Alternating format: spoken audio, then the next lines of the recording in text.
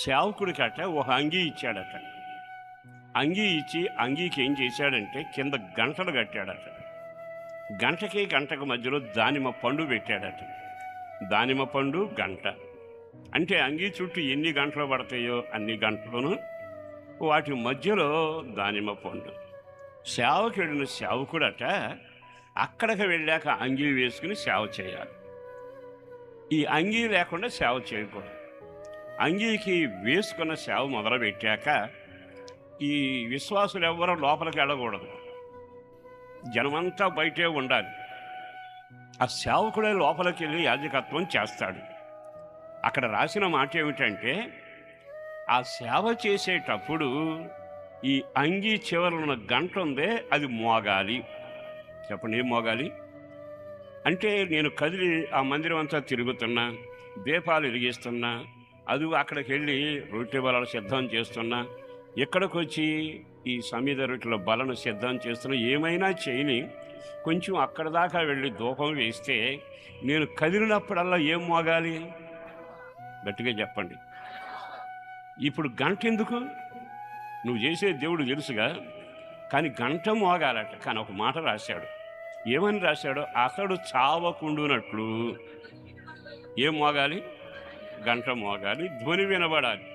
అంటే గంట మోగకపోయినా ధ్వని వినబడకపోతే సేవకుడు సేవలో ఉన్నట్ట చచ్చినట్ట? మీరు ఆగిపోయారండి సడన్గా.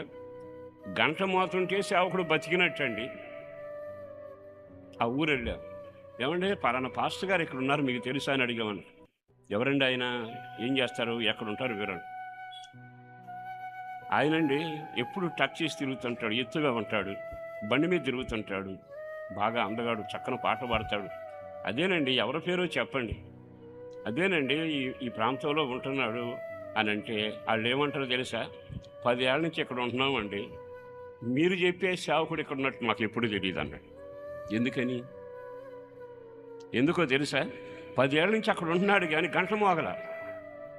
10 ఏళ్ళ నుంచి అక్కడ ఉన్నా కానీ ఇతను సేవ చేస్తున్న శబ్దం ఎవరికి వినబడలా? పక్కనోళ్ళకి వినబడలా. అంటే బతికినట్ట చచ్చినట్ట? మామూలు సావుల గురించి నేను చెప్పడం కాదు. ఒక సేవకుడు బ్రతికుంటే ధ్వని పడుతుంది. ఆ సేవకుడు గంటల శబ్దానికి ప్రజలు వస్తారు. ఇక్కడ ఒక సేవకుడు ఉన్నాడా? మీరు బాగా ఆలకించండి. కొంతమంది సేవకులను నేను చూస్తుంటాను, వాళ్ళ పెద్ద సంఘం ఉండదు, పెద్ద డ్రమ్ము కూడా ఉండదు, కానీ వాళ్ళ హడావుడి చేస్తే ఇంత అంతా కాదు. పాంప్లెట్ వేస్తాను ఉంటారు. ఇదిగో పోయిన వారం ఈ కూటిక, ఈ వారం సోమవారం ఆ కూడిక, ఇది పలాంది, ఇది పలాంది, ఇది పదాలు, ఇది మొత్తం అసలు ఊపిరాడినంత టైట్గా తిరుగుతుంటాడు. కారణం ఏమిటంటే వాళ్ళని అడుగుతుంటాడు, అదండి మాటికి ఆవిడ కూటం పెడతాడు ఆయనైనా, టచ్ చేసిన బండి మీద తిరుగుతుంటాడు ఆయనైనా, అప్పుడప్పుడు మైక్ పర్మిషన్కి వస్తుంటాడు ఆయనైనా. కారణం ఏంటంటే గంటలు మోగుతుంది. నువ్వు సేవకుడు అయినాక, నేను ఒక సేవకుడిని అయినాక, సేవకుడికి మాట, మనం ఉన్న ఆ పరిసర ప్రాంతాల్లో గంట మోగాలి. సేవకులు చెయ్యి తామేనానండి. గంట మోక్కపోతే ఏమైనట్టు? సేవకుడు ఉన్నాడు, ఆత్మ సంబంధంగా చచ్చినట్టు. మామూలుగా సావకూడదు కూడా, కానీ ఆత్మ సంబంధంగా ఏమైనట్టు? చచ్చినట్టే. అంటే శబ్దం లేదుగా. మరి ఇన్ని సంవత్సరాల్లో ఉంటే ఒక సేవకుడు బోర ఊతాడండి, ఊరందరికీ వినబడుతుందిగా.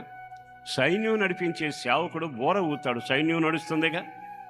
మీరు కొన్నిసార్లు ఆటలాడిచ్చే ఆ పిల్లలను చూసి ఉపాధ్యాయుడు ఏల వేస్తాడు, ఉదగానే జనం కనబడుతుంటారుగా. అంటే సేవలో నువ్వు చచ్చిన సేవకుడువా, బతికిన సేవకుడువా? ఒకటి, మీ సంఘం బతికిన సంఘమా, చచ్చిన సంఘమా?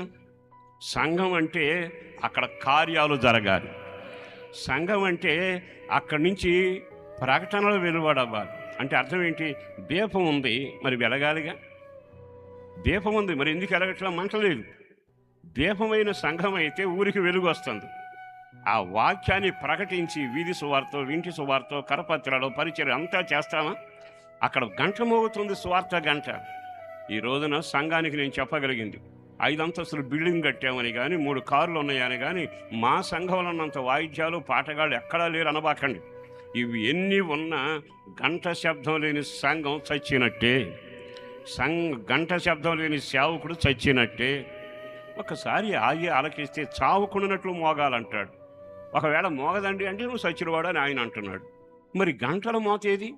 సువార్త మోత వినబడుతుందా?